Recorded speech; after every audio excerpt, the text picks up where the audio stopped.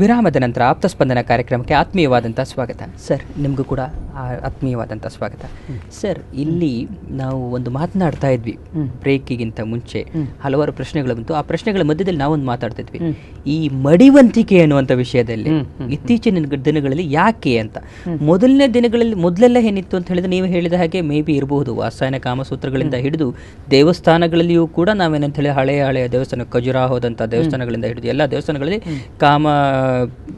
ವಾತ್ಸಾಯನ ಕಾಮಸೂತ್ರದ ವಿವಿಧ ಭಂಗಿಗಳು ಹಾಗಿದ್ದೆಲ್ಲ ನಾವು ನೋಡ್ತೀವಿ. ಇವನ್ ನಮ್ಮ ಬೇಲೂರಿನಲ್ಲಿಯೂ ಕೂಡ ನೋಡ್ತೀವಿ, ಬೇಲೂರು ಹಳೆಬೀಡಿನಲ್ಲೂ ಕೂಡ ನೋಡ್ತೀವಿ. ಎಲ್ಲ ದೇವಸ್ಥಾನಗಳಲ್ಲೂ ನಾವು ಇದನ್ನು ಗಮನಿಸ್ತೇವೆ. ಆದರೆ ಇತ್ತೀಚಿನ ದಿನಗಳಲ್ಲಿ ಹಾಗಿಲ್ಲ. ಏನಂದ್ರೆ, ಒಬ್ಬ ಹುಡುಗ, ಚಿಕ್ಕ ಹುಡುಗ, ಗೊತ್ತಿಲ್ಲ ಅವನೇನಾದರೂ ತನ್ನ ಮರ್ಮಾಂಗವನ್ನು ಅಥವಾ ಜನನಾಂಗವನ್ನು ಮುಟ್ಕೊಳ್ತಾನೆ ಅಂತ ಹೇಳಿದ್ರೆ ತಂದೆ ತಾಯಂದ್ರು ಮಕ್ಕಳಿಗೆ ಹೊಡಿತಾರೆ. ಆಮೇಲೆ ಏನಂತ ಹೇಳಿದ್ರೆ, ಯಾರಾದರೂ ಒಬ್ಬರು ಅಪ್ಪಿತಪ್ಪಿ ಏನಾದರೂ ಒಂದು ತಮ್ಮ ಜನನಾಂಗದ ಬಗ್ಗೆ ಮಾತಾಡ್ತಾರೆ ಅಂತ ಹೇಳಿದ್ರೆ ಅದು ಕೂಡ ದೊಡ್ಡ ಅಪರಾಧ ಅನ್ನೋ ಥರದಲ್ಲಿದೆ. ಈ ಥರದಲ್ಲಿ ಒಂದು ಶಬ್ದಗಳನ್ನು ಹೇಳುವುದೇ ತಪ್ಪು ಅನ್ನೋ ರೀತಿಯಲ್ಲಿ ನಮ್ಮಲ್ಲಿ ಬೆಳೆಸ್ತಾ ಇದ್ದಾರೆ. ಅಂಥದ್ರಲ್ಲಿ ಅದರ ಬಗ್ಗೆ ಶಿಕ್ಷಣ ಅನ್ನುವಂಥದ್ದು ಎಷ್ಟು ಸಾಧ್ಯವೋ ಅಸಾಧ್ಯವೋ ನೀವೇ ಹೇಳಬೇಕು. ಅದನ್ನು ಹೇಳೋಕ್ಕಿಂತ ಮುಂಚೆ ಒಬ್ಬರು ವೀಕ್ಷಕರ ಕರೆ ಮಾಡಿದ್ದಾರೆ, ಅವರೊಂದು ಮಾತಾಡೋಣ ಸರ್. ಹಲೋ, ಓಕೆ, ನಿಮ್ಮ ಪ್ರಶ್ನೆಯನ್ನು ಕೇಳಿ.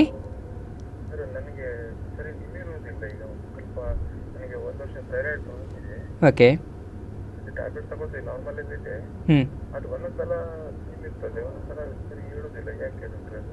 ಓಕೆ ಓಕೆ ಓಕೆ ಓಕೆ ಇದಕ್ಕೆ ಉತ್ತರವನ್ನೇ. ಓಕೆ ಓಕೆ, ನಿಮಗೆ ಮದುವೆ ಆಗಿದೆಯಾ? ನಿಮ್ಮ ವಯಸ್ಸೆಷ್ಟು? 33. ಓಕೆ, ಇದಕ್ಕೆ ಉತ್ತರವನ್ನೇ ಹೇಳ್ತಾರೆ. ಕರೆ ಮಾಡೋದಕ್ಕೆ ಧನ್ಯವಾದಗಳು. ಓಕೆ, ಅವರಿಗೆ ಥೈರಾಯ್ಡ್ ಪ್ರಾಬ್ಲಮ್ ಉಂಟು ಅಂತ ಹೇಳಿ, ಥೈರಾಯ್ಡ್ ಪ್ರಾಬ್ಲಮ್ ಇದೆ ಅಂತ ಹೇಳಿ. ಥೈರಾಯ್ಡ್ ಸಹ ಒಂದು ತುಂಬ ಮುಖ್ಯ ಅಂಗ ನಮ್ಮ ಲೈಂಗಿಕ ಸಾಮರ್ಥ್ಯವನ್ನು ಕಾಪಾಡಿಕೊಳ್ಳಲಿಕ್ಕೆ. ಅದಕ್ಕೇನು ಅವರು ಮೆಡಿಸಿನ್ ತಗೊಳ್ತಿದ್ದಾರೆ. ನೀವೊಂದು ಒಳ್ಳೆ ಪ್ರಶ್ನೆ ಕೇಳಿ, ನಂಗೆ ಖುಷಿ ಆಯಿತು. ಮದುವೆ ಆಗಿದೆಯಾ ಇಲ್ಲೋ ಅಂತೇಳಿ. ಓಕೆ, ಈಗ ಒಂದು ಸಮಸ್ಯೆ ಉಂಟು ನಮ್ಮಲ್ಲಿ. ಏನಂತ ಹೇಳಿದರೆ, ಮದುವೆ ಆಗುವ ಪೂರ್ವ ಪ್ರತಿಯೊಬ್ಬ ಹುಡುಗನೂ ಸಹ ತನ್ನನ್ನು ತಾನೇ ಟೆಸ್ಟ್ ಮಾಡಿಕೊಡೋದು. ಓಕೆ, ನನಗೆ ಲೈಂಗಿಕ ಆಸಕ್ತಿ ಉಂಟಾ, ನನಗೆ ನಿಮಿರುವಿಕೆ ಸರಿ ಉಂಟಾ. ನನ್ನ ಹತ್ರ ಪೇಷಂಟ್ ಬಂದಾಗ ನಾನು ಕೇಳ್ತೇನೆ, ಸರ್ ನಿಮಿರುವಿಕೆ ಏನಿಲ್ಲ ಅಂತೇಳಿ. ಏನಪ್ಪ ನಿಂಗೆ ಮದುವೆ ಆಗಿದೆಯಾ ಅಂತ ಕೇಳಿದೆ. ಇಲ್ಲ ಸರ್. ಮತ್ತೆ ಯಾಕಪ್ಪ ಟೆಸ್ಟ್ ಮಾಡ್ತೀಯ ಅಂತ ಹೇಳಿ. ಯಾಕಂತ ಹೇಳಿದರೆ, ಒಂದು ನಿಮಿರುವಿಕೆ ಬರಬೇಕಿದ್ರೆ ಒಂದು ನಮ್ಮ ಎದುರಿಗೆ ಒಂದು ನಾವು ಇಷ್ಟಪಟ್ಟಂಥ ಒಂದು ಹುಡುಗಿ ಬೇಕಾಗ್ತದೆ. ಓಕೆ, ಅವಳ ಸೌಂದರ್ಯ, ಬಾಹ್ಯ ಸೌಂದರ್ಯ ಇರ್ಬೋದು, ಆಂತರಿಕ ಸೌಂದರ್ಯ ಇರ್ಬೋದು, ಅದನ್ನು ಮೆಚ್ಚಿ ನಾವು ಒಪ್ಪಿಕೊಂಡು ನಾವು ಮತ್ತೆ ಸಂಬಂಧ ಬೆಳೆಸ್ಕೊಡುವಂಥದ್ದು. ಅರೆ, ಇದೇ ಇಲ್ಲದಿರುವಾಗ ನಿಂಗೆ ನಿಮಿರುವಿಕೆ ಎಲ್ಲಿಂದ ಬರ್ತದಪ್ಪ ಅಂತ. ಓಕೆ, ಇದು ಮುಖ್ಯ ಪ್ರಶ್ನೆ. ಯಾಕಂತ ಹೇಳಿದರೆ, ಈ ಆಸಕ್ತಿ ಇರ್ಬೋದು, ನಿಮಿರುವಿಕೆಗೆ ನಾವು ಇಷ್ಟಪಟ್ಟಂಥ ಒಂದು ವಸ್ತು ಬೇಕು. ಆ ವಸ್ತುವೇ ಇಲ್ಲದಿರುವಾಗ ನಾವು ಏನೇನೂ ಕಲ್ಪನೆ ಮಾಡಿಕೊಂಡು, ಯಾರ್ಯಾರನ್ನೂ ಕಲ್ಪನೆ ಮಾಡಿಕೊಂಡು, ಆ ಕಡೆ ಈ ಕಡೆ ಟ್ರಯಲ್ ಮಾಡಿಕೊಂಡು ಈ ನಿಮಿರು ದೌರ್ಬಲ್ಯವನ್ನು ನಾವು ಹುಟ್ಟಿಸ್ಕೊಳ್ತೇವೆ. ಓಕೆ ಓಕೆ, ಇದು ನನ್ನ ವೃತ್ತಿ ಜೀವನದ ನನ್ನ ರೋಗಿಯಲ್ಲಿ ನಾನು ಚರ್ಚೆ ಮಾಡಿ ತಿಳ್ಕೊಂಡಿದ್ದು. ಓಕೆ, ಅದು ಹಾಗೆ ಆಗಬಾರ್ದು. ಹಾಗೆ ಇನ್ನೊಂದೇನಂತೆ, ಹಾಗಂತ ಹೇಳಿದ್ರೆ ಅನ್ಯ ಸ್ತ್ರೀಯ ಸಂಪರ್ಕ ಮಾಡಿ ಟೆಸ್ಟ್ ಮಾಡ್ಬೇಕಂತಿಲ್ಲ. ತನ್ನಿಂತಾನೇ ನೋಡುವಂಥದ್ದು. ಯಾವುದೋ ಒಂದು ಚಿತ್ರಗಳು ನೋಡಿಯೋ ಅದು ಯಾವ್ದೊಂದು ಕಲ್ಪನೆ ಮಾಡಿಕೊಂಡು ಕಷ್ಟಪಟ್ಟು ಪ್ರಯತ್ನ ಮಾಡೋದು. ಆಗ್ತದೆ ಇಲ್ವ ಇದು ಮಾಡಬಾರ್ದು. ಪ್ರಾರಂಭದಲ್ಲಿ ಇದನ್ನು ನಿಲ್ಲಿಸಬೇಕು. ಯಾಕಂತ ಹೇಳಿ, ಒಂದವರು ಯಾವುದು ಹೆದರೋದು ಬೇಡ. ಥೈರಾಯ್ಡ್ ಉಂಟಂತ ಅವ್ರಿಗೆ ಗೊತ್ತಾಗಿದೆ, ಔಷಧ ತಗೊಳ್ತಿದ್ದಾರೆ. ಖಂಡಿತವಾಗಿ ಅದು ವಿಶೇಷವಾಗಿ ಅವರ ಲೈಂಗಿಕ ಸಾಮರ್ಥ್ಯ ಮೇಲೆ ಪರಿಣಾಮ ಬೀರಲ್ಲ. ಇನ್ನೊಂದು ವಿಶೇಷ ಅಲ್ಲಿ ಗಮನ ಹರಿಸಬೇಕಂತ ಹೇಳಿದ್ರೆ, ಅವ್ರು ಏನು ಹೇಳಿದ್ರು, ಒಮ್ಮೊಮ್ಮೆ ಉದ್ರೇಕ ಆಗ್ತದೆ, ಒಮ್ಮೊಮ್ಮೆ ಆಗಲ್ಲ ಅಂತ ಹೇಳಿದ್ರೆ ಇದು ಸ್ಟೇಬಲ್ ಅಲ್ಲ, ಅನ್ಸ್ಟೇಬಲ್ ಅಂತ ಅರ್ಥ.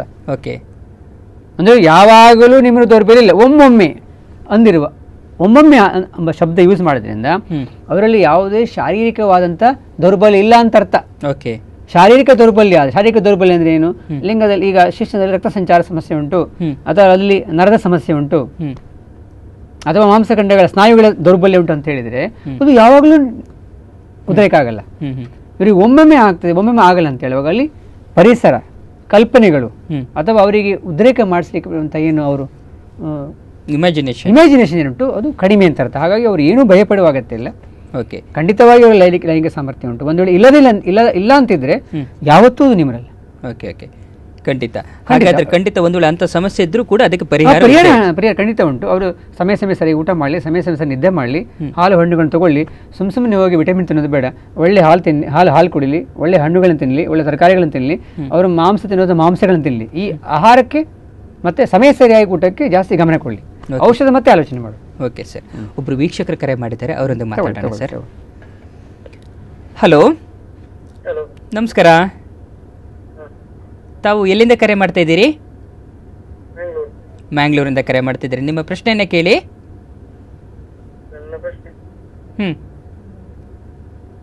ಕೇಳಿ. ಹಲೋ, ನಿಮ್ಮ ಪ್ರಶ್ನೆಯನ್ನ ಕೇಳಿ. ನಮಸ್ಕಾರ, ಹೇಳಿ. ಗೊತ್ತಾಯ್ತು. ನೀವು ನಿಮ್ಮ ಪ್ರಶ್ನೆಯನ್ನ ಕೇಳಿ. ದಯವಿಟ್ಟು ಟಿವಿ ವಾಲ್ಯೂಮ್ನ ಮ್ಯೂಟ್ ಮಾಡ್ಕೊಳ್ಳಿ. ನನ್ನ ಜೊತೆಲಿ ಮಾತಾಡಿ ಪ್ಲೀಸ್. ಕೇಳಿ ಪ್ರಶ್ನೆಯನ್ನ. ಓಕೆ, ನಿಮಗೆ ಎಷ್ಟು ವರ್ಷ? 40 ವರ್ಷ ಆಗಿದೆ. ಮದುವೆ ಆಗಿದೆ? ಮದುವೆ ಆಗಿ ಎಷ್ಟು ವರ್ಷ ಆಯಿತು? ಮದುವೆ ಆಗಿಲ್ಲ ಇನ್ನು? ಓಕೆ ಓಕೆ, ಇದಕ್ಕೆ ಉತ್ತರವನ್ನ ಹೇಳ್ತಾರೆ. ಕರೆ ಮಾಡೋದಕ್ಕೆ ಧನ್ಯವಾದಗಳು. ಓಕೆ ಸರ್, ಈಗ ಜಸ್ಟ್ ಮುಂಚೆ ಹೇಳಿರುವಂಥ ಸಮಸ್ಯೆ ರೀತಿಯಲ್ಲೇ ಇತ್ತು. ಈಗ ಯಾಕಂತ ಹೇಳಿ 40 ವರ್ಷ ಆಗಿದೆ ಇವರಿಗೆ. 40 ವರ್ಷ ಆದರೂ ಇನ್ನೂ ಮದುವೆ ಆಗಲಿಲ್ಲ. ಎಲ್ಲೂ ಒಂದು ಅವರ ಲೈಂಗಿಕ ಸಾಮರ್ಥ್ಯ ಬಗ್ಗೆ ಅವರಿಗೆ ಸ್ವಲ್ಪ ವಿಶ್ವಾಸ ಕಡಿಮೆ ಉಂಟು.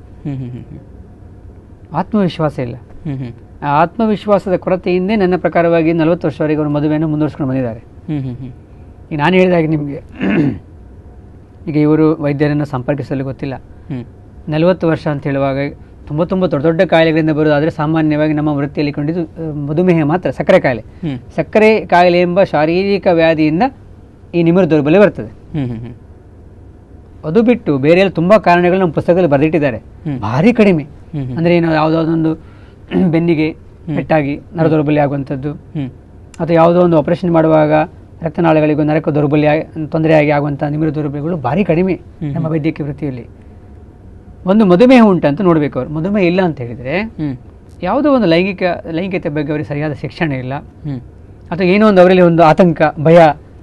ನಾನು ಮದುವೆ ಆದರೆ ನನಗೆ ಸಂಭೋಗ ಮಾಡಲಿಕ್ಕೆ ಆಗ್ತದೋ ಇಲ್ವೋ, ನನಗೆ ಸಂತಾನ ಭಾಗ್ಯ ಬರ್ತದೋ ಇಲ್ಲೋ ಎಂಬ ಒಂದು ಭಯದಿಂದಲೇ ಅವರಿಗೆ ನಿಮಿರು ದೌರ್ಬಲ್ಯ ಇರ್ಬೋದು. ಓಕೆ, ಹಾಗಾಗಿ ಅವರು ನೇರವಾಗಿ ವೈದ್ಯರನ್ನು ಸಂಪರ್ಕಿಸಿಕೊಂಡು ಅದು ಏನು ಕಾರಣ ಅಂತ ಹುಡ್ಕೊಂಡು ಅದು ಚಿಕಿತ್ಸೆ ಮಾಡಿಕೊಂಡು ಖಂಡಿತವಾಗಿ ಅವರು ವೈವಾಹಿಕ ಜೀವನಕ್ಕೆ ಹೋಗ್ಬೋದು. ಓಕೆ ಓಕೆ, ತುಂಬ ಆತಂಕ ಪಡುವಾಗತ್ತೆ ಇಲ್ಲಿ. ಆತಂಕ ಯಾಕಂದರೆ ಪ್ರಶ್ನೆ ಕೇಳುವಾಗಲೇ ಅನಿಸ್ತದೆ. ಹೌದು, ಆತಂಕ. ತನ್ನ ಸಾಮರ್ಥ್ಯದ ಬಗ್ಗೆ ಅವರಿಗೆ ಭಯ ಉಂಟು. Okay okay okay. ಇನ್ನೊಬ್ರು ವೀಕ್ಷಕರು ಕರೆ ಮಾಡಿದ್ದಾರೆ ಸರ್, ಅವರೊಂದಿಗೆ ಮಾತಾಡೋಣ. ಆಯ್ತು. ಸಾರಿ, ತಾಂತ್ರಿಕ ಕಾರಣದಿಂದ ಕರೆ ಕಟ್ಟಾಗಿದೆ.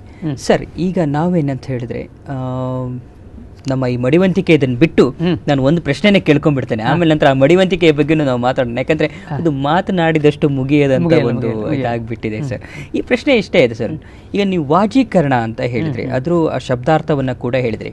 ಹೇಗೆ ನಮ್ಮ ಆಯುರ್ವೇದದಲ್ಲಿ ಏನಂತ ಹೇಳಿದ್ರೆ ಈ ಲೈಂಗಿಕ ಶಿಕ್ಷಣ ಅಥವಾ ಲೈಂಗಿಕ ವಿಜ್ಞಾನದ ಬಗ್ಗೆ ಯಾವ ರೀತಿಯಲ್ಲಿ ಇದನ್ನು ಅದರ ಬಗ್ಗೆ ಎಷ್ಟೊಂದು ಮಾಹಿತಿಯನ್ನು ತಿಳಿಸಿದ್ದಾರೆ ಅನ್ನೋದ್ರ ಬಗ್ಗೆ ಹೇಳಿದೆ. ಅದಕ್ಕೋಸ್ಕರ ಒಂದು ವಿಂಗನ್ನು ಕೂಡ ಇಟ್ಟಿದ್ದಾರೆ ಅನ್ನೋಂಥದ್ದನ್ನು ಹೇಳಿದ್ರಿ ನೀವು. ಈಗ ನನಗೆ ಈ ವಿಶೇಷ ವಿಭಾಗ ಇದೆಯಲ್ಲ, ವಾಜೀಕರಣ ವಿಭಾಗ, ಇದರ ಉದ್ದೇಶ ಏನಂತ ಹೇಳ್ಬೋದಾ? ಉದ್ದೇಶ ನಾನು ಹೇಳಿದಾಗ ಜನರು ಕೇಳುವ ಪ್ರಶ್ನೆಗಳಲ್ಲಿ ಸಹ ಬದಲಾವಣೆ ಆಗ್ತಾ ಹೋಗ್ತದೆ. ಯಾಕಂತ ಹೇಳಿದ್ರೆ ಸಾಮಾನ್ಯ ಜನರಲ್ಲಿ ಆಯುರ್ವೇದ ಅಂತ ಹೇಳಿದ್ರೆ ಅದು ನೋಡಿ, ಆಯುರ್ವೇದ ಔಷಧ ತಗೊಳ್ಳಿ ನಿಮಗೆ ಲೈಂಗಿಕ ಸಾಮರ್ಥ್ಯ ಜಾಸ್ತಿ ಆಗ್ತದೆ, ನಿಮಿರು ದೌರ್ಬಲ್ಯ ಕಡಿಮೆ ಆಗ್ತದೆ, ಎಷ್ಟು ಬಾರಿಯೂ ಎಷ್ಟು ಸ್ತ್ರೀಯರೊಟ್ಟಿಗೂ ಸಹ ಸಂಭೋಗ ಮಾಡ್ಬೋದು, ಹೀಗೆಲ್ಲ ಭಾವನೆಗಳನ್ನು ಜನರಲ್ಲಿ ಕಲ್ಪಿಸಿ ಬಿಟ್ಟಿದ್ದಾರೆ. ಆದರೆ ಶಾಸ್ತ್ರದಲ್ಲಿ ಮೂಲದಲ್ಲಿ ಚರಕ ಸಂಹಿತೆಯಲ್ಲಿ ವಿಭಾಗವನ್ನು ಯಾಕೆ ಸೃಷ್ಟಿ ಮಾಡಿದ್ದಾನೆ? ಅಪತ್ಯ ಸಂತಾನಕರಂ. ಅಂದರೆ ಈ ವಿಭಾಗದಲ್ಲಿ ಹೇಳಿದಂತಹ ವಿಷಯಗಳನ್ನು ಅಧ್ಯಯನ ಮಾಡೋದ್ರಿಂದ, ಅಳವಡಿಸಿಕೊಳ್ಳುವುದರಿಂದ ಏನಾಗ್ತದೆ, ಮನುಷ್ಯನಲ್ಲಿ ಸಂತಾನೋತ್ಪತ್ತಿಯ ಒಂದು ಗುಣಮಟ್ಟವನ್ನು ಕಾಪಾಡಿಕೊಂಡು ಹೋಗ್ಬೋದು. ಇದು ಕಾಪಾಡಿಕೊಳ್ಳುವಂಥದ್ದು ನಮ್ದೆಲ್ಲ ಆದ್ಯ ಕರ್ತವ್ಯ. ಜನರೇಷನ್ ಮುಖ್ಯ ಮನುಷ್ಯನಿಗೆ. ಮನುಷ್ಯ ಹುಟ್ಟಿದ ಕೂಡಲೇ ಪ್ರಪ್ರಥಮ ಆಲೋಚನೆ ಮಾಡ್ತಾನೆ ತುಂಬಾ ಸಮಯ ಬದುಕಬೇಕು ಅಂತೇಳಿ. ಅದಕ್ಕೆ ಇರುವುದು ರಸಾಯನ ಚಿಕಿತ್ಸಾ ಅಂತೇಳಿ ನಾನು ಹೇಳಿದಲ್ಲ, to increase the life span, ಮನುಷ್ಯನ ಆಯುಷ್ಯ ವೃದ್ಧಿ ಮಾಡೋದು. ಯಾವತ್ತು ಆಯುಷ್ಯ ವೃದ್ಧಿ ಆಯಿತು, ಎರಡನೇ ಆಲೋಚನೆ ಅಂತ ಹೇಳಿದ್ರೆ ನನಗೆ ಸಂತಾನ ಆಗಬೇಕು, ನನ್ನ ಮರಣದ ನಂತರ ನನ್ನ ಕುಲ ಇರಬೇಕು. ಅಂದರೆ ಅಪತ್ಯ ಸಂತಾನಕರಂ. ಅದು ಹೇಗೆ ಅಂತ ಹೇಳ್ತಾರೆ, ಸಂತಾನಕರಂ ಅಂತ ಹೇಳಿದ್ರೆ ಪೌತ್ರಕರಂ. ಅಂದರೆ ನಾನು ಈ ಒಂದು ವಾಜೀಕರಣ ಹೇಳಿದಂಥ ನಿಯಮಗಳನ್ನ, ಆಚಾರಗಳನ್ನ, ವಿಚಾರಗಳನ್ನ, ಆಹಾರ ವಿಹಾರಗಳನ್ನ ಪಾಲಿಸಿದ್ರೆ ನನ್ನಿಂದ ಹುಟ್ಟಿದಂಥ ಮಕ್ಕಳು ಅವರಲ್ಲಿ ಸಹ ಸಂತಾನ ಶಕ್ತಿ ಬರಬೇಕು. ಹಾಗೆ ಅವರಿಗೆ ಹುಟ್ಟಿದ ನನ್ನ ಮೊಮ್ಮಕ್ಕಳಲ್ಲಿ ಸಹ ಅದು ಇರಬೇಕು. ಯಾಕಂದ್ರೆ ಇದು ಮುಖ್ಯ. ಆಕ್ಚುಲಿ ಇದನ್ನು ಉಳಿಸ್ಕೊಳ್ಳೋದು ನಮ್ಮ ಕರ್ತವ್ಯ ಅಂತೇಳಿ. ಅದು ಪ್ರಥಮ ಉದ್ದೇಶ, ಅಪತ್ಯ ಸಂತಾನಕ. ಎರಡನೇ ಉದ್ದೇಶ ಬರ್ತದೆ. ಖಂಡಿತ ಸರ್, ನೀವು ಎರಡನೇ ಉದ್ದೇಶವನ್ನು ಹೇಳಬೇಕು. ಅದನ್ನು ಹೇಳೋಕ್ಕಿಂತ ಮುಂಚೆ ಒಬ್ರು ವೀಕ್ಷಕರ ಕರೆ ಮಾಡಿದ್ದಾರೆ, ಅವರನ್ನು ಮಾತಾಡೋಣ ಸರ್. ಓಹ್ ಸಾರಿ, ಇದು ಕೂಡ ನಾನು ಆಗ್ಲೇ ಹೇಳಿದ ಹಾಗೆ ಒಂದು ಸೆಕೆಂಡ್ ತೊಂದರೆ ಇಲ್ಲ. ಅವರು ಯಾವುದೋ ಒಂದು ಯಾಂತ್ರಿಕ ಕಾರಣಗಳು ಸಹ ಇರ್ಬೋದು ಹೇಳಿ. ಯಾಂತ್ರಿಕ ಕಾರಣಗಳಿಗಿಂತಲೂ ಜಾಸ್ತಿ ಏನಂದ್ರೆ ನಮ್ಮಲ್ಲಿ ಭಯ ಅನ್ನೋಂಥದ್ದು ಜಾಸ್ತಿ ಆಗಿದೆ. ಇಲ್ಲ, ಭಯ ಇದ್ರೂ ಸಹ ನಾವು ಅವರಿಗೆಲ್ಲ ಇನ್ನೂ ಸಹ ಎನ್ಕರೇಜ್ ಮಾಡಬೇಕು, ಉತ್ತೇಜನ ಕೊಡಬೇಕು. ಆದರೆ ಇನ್ನೊಂದು ಸರ್, ನಾನು ಗಮನಿಸಿದ ಹಾಗೆ ಮಧ್ಯಾಹ್ನದ ನನ್ನ ಪ್ರತಿಯೊಂದು ಕಾರ್ಯಕ್ರಮಗಳಲ್ಲಿ ಮಹಿಳೆಯರ ಸಂಖ್ಯೆ ಕಾರ್ಯಗಳು ತುಂಬಾ ಜಾಸ್ತಿ ಇರುತ್ತೆ. ಈ ವಿಷಯಕ್ಕೆ ಬಂದಾಗ ಮಹಿಳೆಯರು ಕರೆ ಮಾಡಲಿಕ್ಕೆ ಹೆದರ್ತಾರೆ. ಅಂದ್ರೆ ಇದು ಮಹಿಳೆಯರಲ್ಲಿ ಈ ಥರದ ಸಮಸ್ಯೆಗಳಿರಲ್ಲ? ಖಂಡಿತವಾಗಿ ಸಮಸ್ಯೆ ಉಂಟು. ಯಾಕಂದರೆ ವಿಶೇಷವಾಗಿ ನಾನು ಹೇಳೋದು ಒಂದು ಆಸಕ್ತಿ, ಡಿಸೈರ್ ಡಿಸಾರ್ಡರ್ಸ್, ಇನ್ನೊಂದು ಆರ್ಗ್ಯಾಸಮಿಕ್ ಡಿಸಾರ್ಡರ್ಸ್, ಸಂತೋಷ. ಅಂದರೆ ಲೈಂಗಿಕ ಕ್ರಿಯೆಯಾದಾಗ ಸಂತೋಷ ಪ್ರಾಪ್ತಿ ಆಗಲ್ಲ ಮಹಿಳೆಯರಿಗೆ. ಇನ್ನೊಂದು ಆಸಕ್ತಿನೇ ಕಡಿಮೆ. ಇದೆರಡು ನಮ್ಮ ವೃತ್ತಿ ಜೀವನದಲ್ಲಿ ತುಂಬ ಕಾಣಲಿಕ್ಕೆ ಸಿಗ್ತದೆ. ಆದರೆ ಪ್ರಶ್ನೆ ಯಾಕೆ ಕೇಳಿಲ್ಲ ಅಂತೇಳಿ ನಿಮಗೆ ಗೊತ್ತಿರ್ಬೋದು. ಯಾಕೆ ನಾವು ಪ್ರಶ್ನೆ ಕೇಳಲಿಕ್ಕೆ ಜನರಿಗೆ ಅವಕಾಶ ಮಾಡಿಕೊಡಲು, ಅಥವಾ ಒಂದು ಅವಕಾಶ ಅಂತ ಹೇಳಿದ್ರೆ ನಮ್ಮ ಒಂದು ಸಿಸ್ಟಮ್, ಸಾಮಾಜಿಕ ಸ್ಥಿತಿಗತಿಗಳು ಅದಕ್ಕೆ ಅವಕಾಶ ಮಾಡಿ ಕೊಡಬೇಕು ಆ್ಯಕ್ಚುಲಿ. ಯಾಕಂದರೆ ಅವರಿಗೂ ಅವ್ರ ಹಕ್ಕನ್ನು ಅಥವಾ ಅವ್ರ ತೊಂದರೆಗಳನ್ನು ಹೇಳ್ಕೊಳ್ಳಿಕ್ಕೆ ನಾವು ಒಂದು ಅವಕಾಶ ಕೊಡೋದು ನಮ್ಮ ಕರ್ತವ್ಯ. ಅದರಿಂದ ಯಾರು ಬೇಕಾದರೂ ಪ್ರಶ್ನೆ ಖಂಡಿತ ಕೇಳಬೇಕು. ನಾವೆಲ್ಲ ಸೇರಿ ಅದಕ್ಕೆ ಉತ್ತರ ಸಹ ಕೊಡಬೇಕು. ಓಕೆ ಖಂಡಿತ. ಈಗ ನೀವು ಹೇಳಿದ್ರಿ ಸರ್, ಒಂದನೇ ಉದ್ದೇಶ ಅನ್ನುವಂಥದ್ದು ಅಪತ್ಯ ಸಂತಾನಕರಂ. ಓಕೆ, ಎರಡನೇ ಉದ್ದೇಶ ಏನು ಸರ್? ಅದು ಎರಡನೇ ಉದ್ದೇಶ ಈ ಸಾಮಾನ್ಯ ಜನರು ಮಾತಾಡುವಂಥದ್ದು ಸದ್ಯ ಸಂಪ್ರಹರ್ಷಣಂ. ಅಂದ್ರೇನು? ಈ ಅಲ್ಲಿ ಹೇಳಿದಂಥ ಔಷಧಗಳನ್ನ, ಆಹಾರಗಳನ್ನ, ವಿಚಾರಗಳನ್ನ, ಆಚಾರಗಳನ್ನ ಮಾಡಿದರೆ ಸದ್ಯ ಅಂತ ಹೇಳಿದ್ರೆ ಕೂಡಲೇ, ತತ್ಕ್ಷಣ. ಯಾವುದು? ಲೈಂಗಿಕತೆಯಲ್ಲಿ ಆಸಕ್ತಿ, ಹಾಗೆ ಶಿಕ್ಷಣದಲ್ಲಿ ವಿಶೇಷವಾದ ಶಕ್ತಿ, ಹಾಗೆ ದೀರ್ಘಾವಧಿಯಾಗಿ ಸಂಭೋಗ ಕ್ರಿಯೆ, ಆನಂತರ ವಿಶೇಷವಾದ ಸಂತೋಷ ಯಾರಿಗೆ? ಪತಿಪತ್ನಿಯರಿಗೆ. ಅದಾದ ನಂತರ ಸಹ ಆ ಏನು ಸಂಭೋಗದಂಥ ಸುಸ್ತು ಏನುಂಟು ಅದನ್ನು ಸಹ ಕಡಿಮೆ ಮಾಡ್ತದೆ. ಇದು ಸಾಮಾನ್ಯ ಜನರ ಮಟ್ಟದ ತಿಳುವಳಿಕೆ. ಇದು ಸಹ ಒಂದು ಉದ್ದೇಶ. ಎರಡಾಗಿದೆ. ಒಂದು ಕೊನೆಯ ಉದ್ದೇಶ ಉಂಟು, ಬಹಳ ಮುಖ್ಯ ಉದ್ದೇಶ. ಗುಣಮಟ್ಟದ ಸಂತಾನವನ್ನು ಹೊಂದುವಂಥದ್ದು. ಬರೀ ಏನು ಮಕ್ಕಳನ್ನು ಮಾತ್ರ ಸಂತಾನವನ್ನು ಮಾತ್ರ ಮಾಡುವುದಲ್ಲ, ಆ ಸಂತಾನದಲ್ಲಿ ಗುಣಮಟ್ಟವನ್ನು ಕಾಯ್ದುಕೊಳ್ಳುವಂಥದ್ದು. ಅದಕ್ಕೆ ನಾವು ಹೇಳ್ತೇವೆ ಏನು ಇಂಗ್ಲೀಷಲ್ಲಿ 3. ಒಂದು, ಟು ಮೇಂಟೈನ್ ಫರ್ಟಿಲಿಟಿ, ಯಾವುದು? ಸಂತಾನೋತ್ಪತ್ತಿಯನ್ನು. ಟು ಮೇಂಟೈನ್ ಪೊಟೆನ್ಸಿ, ಯಾವುದು? Sexual potency. ಲಾಸ್ಟ್ ಒನ್ ಏನು? To achieve the target of healthy progeny. That is going to make the difference in the life. ಯಾವುದು? ಗಂಡ ಹೆಂಡತಿಯ ಜೀವನದಲ್ಲಿ, ತಂದೆ ತಾಯಿಯ ಜೀವನದಲ್ಲಿ ಯಾರು ಡಿಫರೆನ್ಸ್ ಮಾಡ್ತಾರೆ? ಗುಣಮಟ್ಟದ ಮಗು. ಓಕೆ ಸರ್, ಅದರ ಬಗ್ಗೆ ನೀವು ಸ್ವಲ್ಪ ಹೇಳಬೇಕು. ಅದನ್ನು ಹೇಳೋಕ್ಕಿಂತ ಮುಂಚೆ ಒಬ್ರು ವೀಕ್ಷಕರ ಕರೆ ಮಾಡಿದ್ದಾರೆ, ಅವರಿಗೆ ಮಾತಾಡೋಣ ಸರ್. ಹಲೋ, ನಮಸ್ಕಾರ. ತಾವು ಎಲ್ಲಿಂದ ಕರೆ ಮಾಡ್ತಾ ಇದ್ದೀರಿ? ಓಕೆ, ನಿಮ್ಮ ಪ್ರಶ್ನೆಯನ್ನ ಕೇಳಿ. Okay.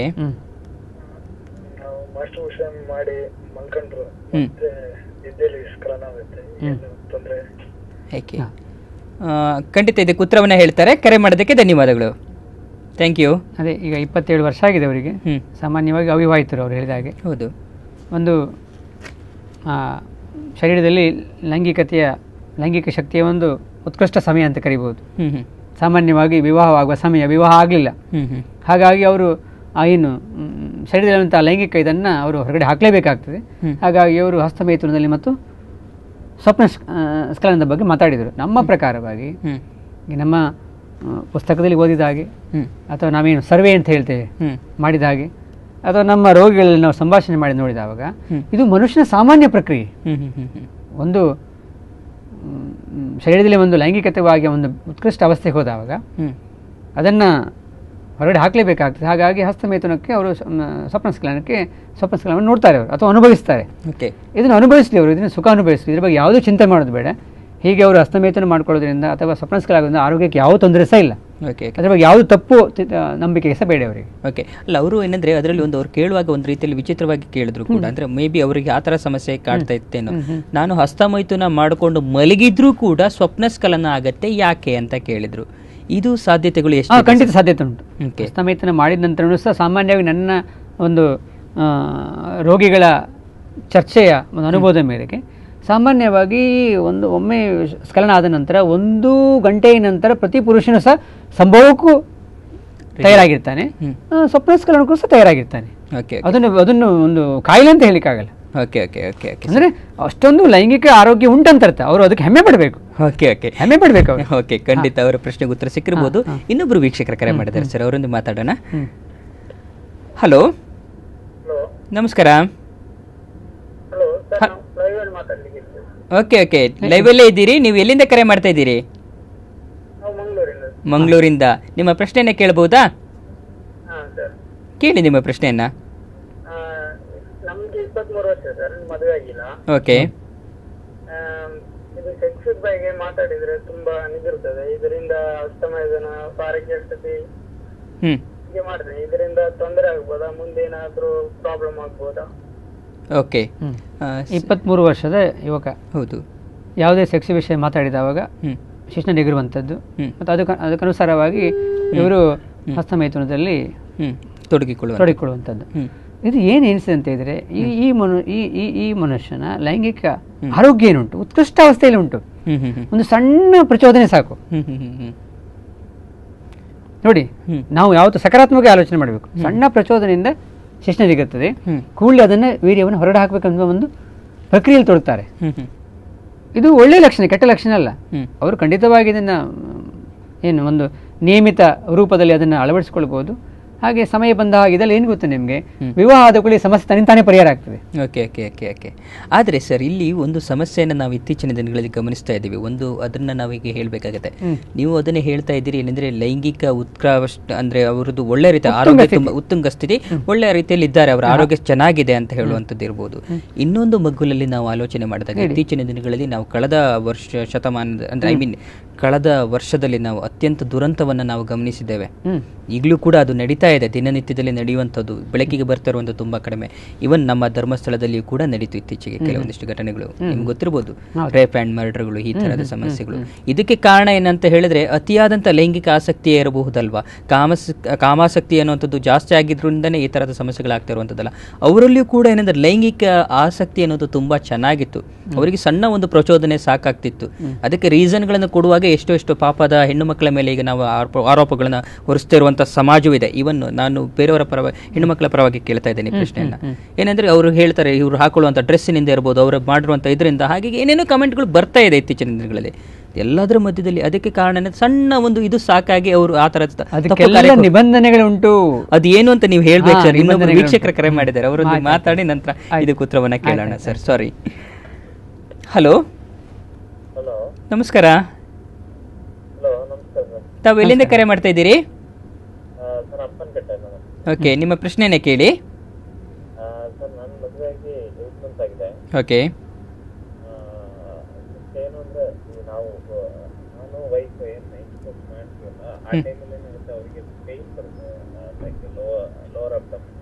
Okay.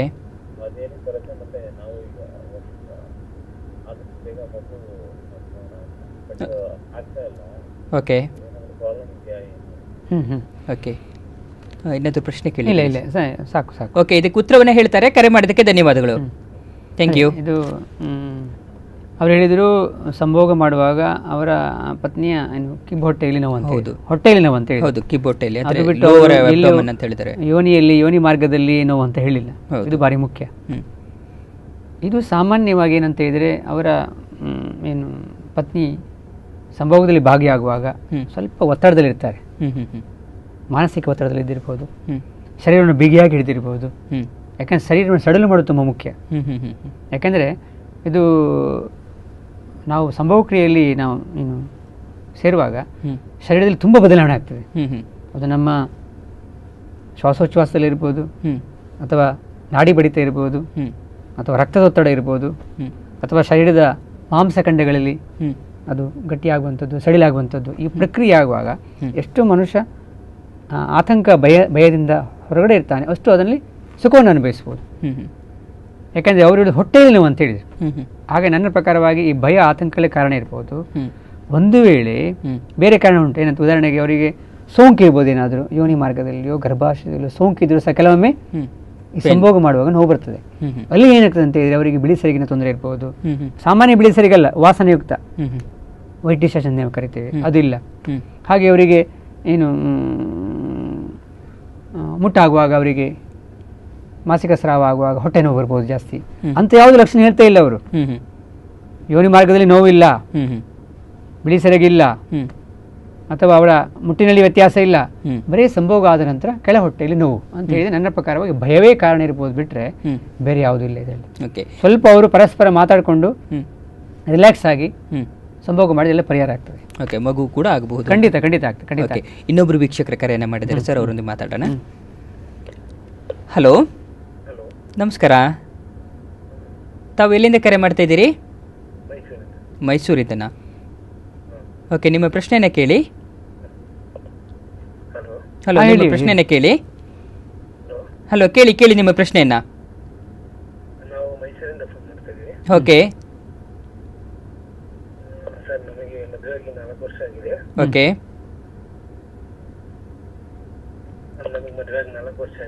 Okay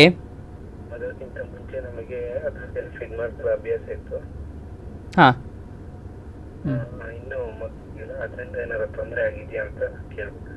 okay okay okay. ನಿಮ್ಮ ವಯಸ್ಸೆಷ್ಟು? 28. 24ನೇ ವರ್ಷದಲ್ಲಿ ಮದುವೆ ಆಗಿದ್ದಾರೆ. ಹೌದು. ಮದುವೆ ಪೂರ್ವದಲ್ಲಿ ಏನು ಸಮಸ್ಯೆ ಇತ್ತು?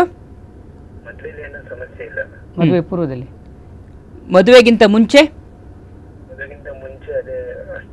ಹಾ ಹಾ, ಗೊತ್ತಾಯ್ತು. ಓಕೆ ಓಕೆ ಓಕೆ, ಖಂಡಿತ ಇದಕ್ಕೆ ಉತ್ತರವನ್ನ ಹೇಳ್ತಾರೆ. ಕರೆ ಮಾಡೋದಕ್ಕೆ ಧನ್ಯವಾದಗಳು. Okay, thank you. ಮದುವೆಯಾಗಿ 4 ವರ್ಷ ಆಗಿದೆ, ಅಂದರೆ 24ನೇ ವರ್ಷಕ್ಕೆ ಮದುವೆ ಆಗಿದ್ದಾರೆ. ಈಗ 28 ವರ್ಷ ಆಗಿದೆ, ಮಕ್ಕಳಾಗಲಿಲ್ಲ.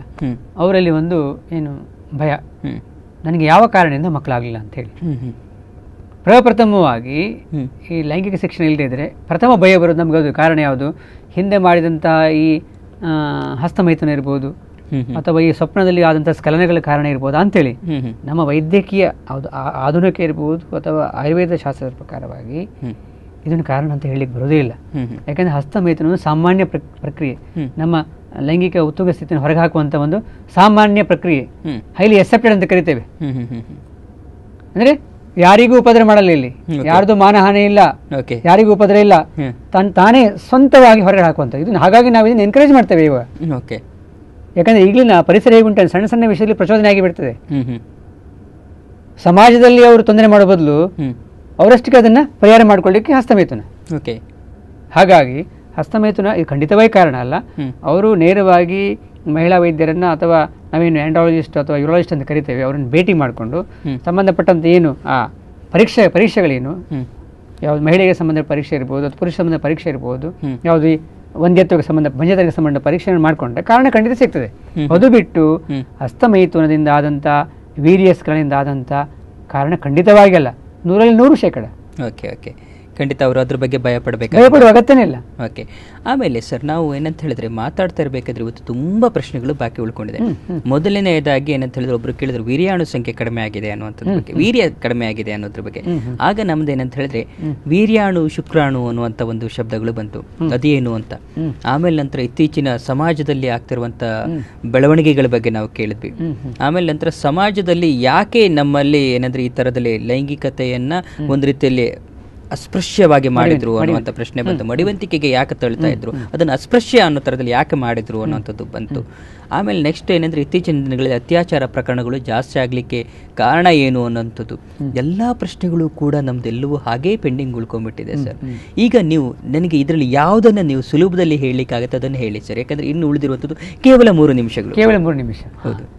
ಯಾಕಂತ ಹೇಳಿದ್ರೆ ಈಗ ಈ ಶಾಸ್ತ್ರವನ್ನ ಓದುವ ಮುಂಚೆ ಒಂದು ಸಣ್ಣ ವಾಕ್ಯ ಹೇಳ್ತಾನೆ, ವಾಜೀಕರಣಂ ಅನು ಇಚ್ಛೇತ್ ನಿತ್ಯಂ ಪುರುಷೋ ಆತ್ಮವಾನ್. ಓಕೆ, ಆತ್ಮವಾನ್ ಯಾರು ಜಿತೇಂದ್ರಿಯರು, ಯಾರು ಸಂಯಮವನ್ನ ಕಾಪಾಡಿಕೊಳ್ತಾರೋ ಅವರು ಮಾತ್ರ ಈ ವಿಭಾಗದಲ್ಲಿ ಹೇಳಿದಂಥ ವಿಷಯಗಳನ್ನು ಅಧ್ಯಯನ ಮಾಡಬೇಕು. ಹಾಗೆ ಬೇರೆಯವರು ಯಾವುದು ಬೇರೆಯವರು ನಾವೇನು ಬೇರೆಯವರು ತಿಳಿಸಿಕೊಡ್ತೇವೆ ಅವರನ್ನು ಸಹ ಪರೀಕ್ಷೆ ಮಾಡಬೇಕು. ಈ ನಾನು ಲೈಂಗಿಕ ವಿಷಯಗಳನ್ನ ಏನವರಿಗೆ ಕೊಡ್ತೇನೋ ಅದನ್ನು ಅವರು ತಮ್ಮ ಜೀವನದಲ್ಲಿ ಅಳವಡಿಸಿಕೊಳ್ಳುವಾಗ ಸಂಯಮವನ್ನು ಕಾಪಾಡಿಕೊಳ್ತಾರೋ ಇಲ್ಲೋ ಪ್ರಪ್ರಥಮವಾಗಿ ಅವರ ಸಂಯಮವನ್ನ ಪರೀಕ್ಷೆ ಮಾಡಬೇಕು. ಆತ್ಮ ಸಂಯಮ ಇಲ್ಲದೇ ಇದ್ದರೆ ಅದರ ಬಗ್ಗೆ ವಿಶೇಷವಾದಂತ ತರಬೇತಿ ಕೊಡಬೇಕಾಗ್ತದೆ. ಅಂದ್ರೆ ಈಗ ನಾವೇನು ಮೆಡಿಟೇಷನ್ ಇರ್ಬೋದು, ಹ್ಮ್ ಈಗ ಎಲ್ಲಿ ಸಂಯಮ ಮನುಷ್ಯನು ಎಲ್ಲಿ ಬರ್ತಾನೆ, ನಾನು ಯಾಕೆ ಹುಟ್ಟಿದ್ದೆ ಅಂತೇಳಿ, ಓಕೆ ನನ್ನ ಜವಾಬ್ದಾರಿ ಏನಂತೇಳಿ, ಹ್ಮ್ ನನಗೊಂದು ಮರಣ ಅಂತ ಉಂಟು, ಹ್ಮ್ ಆನಂತರ ಒಂದು ಪುನರ್ಜನ್ಮ ಅಂತ ಉಂಟು. ಆವಾಗ ಹ್ಮ್ ಕರ್ಮಫಲ ಈ ನಿಬಂಧನೆಗೆ ಯಾವತ್ತು ಅವ ಒಳಪಡ್ತಾನೋ ಹ್ಮ್ ಆವಾಗ ಲೈಂಗಿಕತೆಯಲ್ಲೂ ಸಹ ಸಂಯಮ ಬರ್ತದೆ. ಓಕೆ ನೀವು ಹೇಳಿದ್ರಲ್ಲ ಈಗಾಗಲೇ, ಹ್ಮ್ ಏನ್ ಸರಿ ಹೀಗೆಲ್ಲ ಆಗ್ತಾ ಉಂಟು ಅತ್ಯಾಚಾರಗಳು ಇತ್ಯಾದಿ. ಹ್ಮ್ ಮೊನ್ನೆ ಒಬ್ಬರು ನನಗೊಂದು ಪ್ರಶ್ನೆ ಕೇಳಿದ್ರು, ಏನವರು ಡಾಕ್ಟರ್ ಬಂದು ಕೂತ್ಕೊಂಡು ಮಾತಾಡ್ತಾರೆ ಹ್ಮ್ ಪೂರ್ವಜನ್ಮ ಅಂತೇಳಿ. ಹ್ಮ್. ಅರೆ ಪೂರ್ವಜನ್ಮ ಹ್ಮ್ ಈ ಜನ್ಮಕೃತ ಕರ್ಮಫಲ ಹ್ಮ್ ಇದು ಏನಂತ ಸುಪ್ರೀಂ ಲಾ ಅಂತ ಕರಿತೇವೆ ನಾವು. ಓಕೆ ಈ ನಿಬಂಧನೆಗಳನ್ನೇ ನಾವು ಅಕ್ಕಪಕ್ಕದಲ್ಲಿ ಒಪ್ಪಿಕೊಂಡ್ರೆ ಹ್ಮ್ ಎಲ್ಲದರಲ್ಲೂ ಹ್ಮ್ ಸಂಯಮ. ಓಕೆ ಹಾಗಾಗಿ ಪ್ರಥಮ ಲೈನ್ ಹೇಳ್ತಾನೆ, ಹ್ಮ್ ನೀವು ಯಾರಿಗೆ ಹೇಳಿಕೊಡ್ತಿರೋ ಲೈಂಗಿಕ ಶಿಕ್ಷಣವನ್ನು ಅವರ ಸಂಯಮವನ್ನು ಪರೀಕ್ಷೆ ಮಾಡಿ, ಹ್ಮ್. ನೀವು ಹೇಳಿಕೊಟ್ಟ ನಂತರ ಅದನ್ನು ಅವ್ರಿಗೆ ಸದುಪಯೋಗ ದುರುಪಯೋಗ ಮಾಡಿಕೊಳ್ಳೋದು ಆ ಸಂಯಮದ ಮೇಲೆ, ಓಕೆ ಓಕೆ ಅದನ್ನು ಒಪ್ಪಿಕೊಳ್ಳುವಂಥದ್ದು ಅಥವಾ ಎಕ್ಸೆಪ್ಟ್ ಮಾಡಿಕೊಳ್ಳುವಂಥದ್ದು, ಅದನ್ನು ಮತ್ತೆ ಎಕ್ಸಿಕ್ಯೂಟ್ ಮಾಡುವಂಥದ್ದು. ಓಕೆ ಇದಕ್ಕೆ ಮೇನ್ ಕ್ರೈಟೀರಿಯಾ ಏನಂತ ಹೇಳಿದರೆ ಸಂಯಮ. ಅವರಿಗೆ ಸಂಯಮದ ಬಗ್ಗೆ ಗೊತ್ತಿಲ್ಲದಿದ್ದರೆ ಸಂಯಮದ ಶಿಕ್ಷಣವನ್ನು ಕೊಡಿ, ಆ ಸಂಯಮವನ್ನು ಹೇಗೆ ಅಳವಡಿಸಿಕೊಳ್ಳೋದ್ರ ಬಗ್ಗೆ ವಿಶೇಷವಾದ ವಿಧಿವಿಧಾನ ಹೇಳಿಕೊಡಿ ಅಂತೆ. ಆ ನಂತರ ನೀವು ಅದರ ಬಗ್ಗೆ ಶಿಕ್ಷಣ ಕೊಡಿ, ಅದನ್ನು ಸದುಪಯೋಗ ಮಾಡ್ಕೊಳ್ತಾರೆ ಅಂತೇಳಿ. ಓಕೆ ಓಕೆ ವಾಜೀಕರಣಂ ಅನುವಿಚ್ಛೇತ್ ನಿತ್ಯಂ ಪುರುಷೋ ಆತ್ಮವಾನ್, ಅಂದರೆ ಜಿತೇಂದ್ರಿಯ, ಯಾರಿಗೆ ಇಂದ್ರಿಯ ಸಂಯಮ ಉಂಟು, ಹ್ಮ್ ಹ್ಮ್ ಆಸಕ್ತಿಯನ್ನ ಸಮಯಾನುಸಾರವಾಗಿ ಸಂದರ್ಭಾನುಸಾರವಾಗಿ ಯಾರು ಎಕ್ಸಿಕ್ಯೂಟ್ ಮಾಡ್ತಾರೋ, ಹ್ಮ್ ಅಂದರೆ ವ್ಯಕ್ತಿತ್ವ ಪರೀಕ್ಷೆ ಮಾಡಿ ಅಂತೇಳಿ. ಅಲ್ಲಿ ಸಂಯಮದ ಕೊರತೆ ಇದ್ದರೆ ಹ್ಮ್ ನೀವು ಆ ಶಿಕ್ಷಣ ಕೊಡುವಾಗ ವಿಶೇಷವಾದ ಒಂದು ಜಾಗ್ರತೆ ವಹಿಸಬೇಕು. ಓಕೆ ಓಕೆ ಸರ್, ಖಂಡಿತ ಸರ್. ಏನಂದ್ರೆ ಈಗ ನಾವು ಎಷ್ಟೋ ಪ್ರಶ್ನೆಗಳು ನನ್ನದು ಬಾಕಿ ಉಳ್ಕೊಂಡ್ಬಿಟ್ಟಿದೆ, ಹಾಗೆ ವೀಕ್ಷಕರು ಕೇಳಿರುವಂಥ ಎಷ್ಟೋ ಪ್ರಶ್ನೆಗಳು ಕೂಡ ನನ್ನಲ್ಲಿ ಬಾಕಿ ಉಳ್ಕೊಂಡಿದೆ. ಆ ಎಲ್ಲ ಪ್ರಶ್ನೆಗಳನ್ನು ನಾನು ನಿಮ್ಮಲ್ಲಿ ಕೇಳಬೇಕು ಅಂತಿದ್ದೆ. ಇನ್ನೂ ಅದರ ಮಧ್ಯದಲ್ಲಿ ನನಗೆ ಆಯುರ್ವೇದಕ್ಕೆ ಸಂಬಂಧಿಸಿದಂಥ ಒಂದಿಷ್ಟು ಕ್ವಶನ್ಗಳೇ ಬಾಕಿ ಉಳ್ಕೊಂಡಿದೆ. ಎಲ್ಲದಕ್ಕೂ ನೀವು ಉತ್ತರವನ್ನು ಹೇಳಬೇಕು, ಬಟ್ ಆ ಉತ್ತರವನ್ನು ಹೇಳಲಿಕ್ಕೆ ಇವತ್ತು ಸಮಯ ಸಾಕಾಗ್ತಾ ಇಲ್ಲ. ಮುಂದಿನ ಶುಕ್ರವಾರ ಇದ್ರ ಬಗ್ಗೆ ನಾವು ಮಾತಾಡೋಣ ಸರ್. ಇವತ್ತು ಇಲ್ಲಿವರೆಗೆ ಆಗಮಿಸಿ ಈ ತಡರಾತ್ರಿಯಲ್ಲೂ ಕೂಡ ಇಷ್ಟೊಂದು ಮಾಹಿತಿಯನ್ನು ನೀಡಿರೋದಕ್ಕೋಸ್ಕರ ನಿಮಗೆ ನಮ್ಮ ಸ್ಪಂದನ ವಾಹಿನಿಯ ಪರವಾಗಿ, ಆಪ್ತ ಸ್ಪಂದನ ತಂಡದ ಪರವಾಗಿ, ಹಾಗೆ ಸಮಸ್ತ ವೀಕ್ಷಕರ ಪರವಾಗಿ ತುಂಬ ಹೃದಯದ ಧನ್ಯವಾದ ಅರ್ಪಿಸ್ತಿದ್ದೇನೆ. ಧನ್ಯವಾದಗಳು ಸರ್. ಬೇಗ ಕರೆದ್ರೆ ತುಂಬ ಖುಷಿ. Okay okay, thank you sir. Aapta Spandana ಇಂದಿನ ಸಂಚಿಕೆಯನ್ನು ಇಲ್ಲಿಗೆ ಮುಗಿಸ್ತಾ ಇದ್ದೇನೆ. ಮುಂದಿನ ವಾರ ಇನ್ನೊಂದಿಷ್ಟು ವಿಷಯಗಳೊಂದಿಗೆ ನಿಮ್ಮ ಮುಂದೆ ಬರ್ತೀನಿ. ಅಲ್ಲಿವರೆಗೂ ನೋಡ್ತಾ ಇರಿ ಸ್ಪಂದನ ವಾಹಿನಿಯನ್ನ.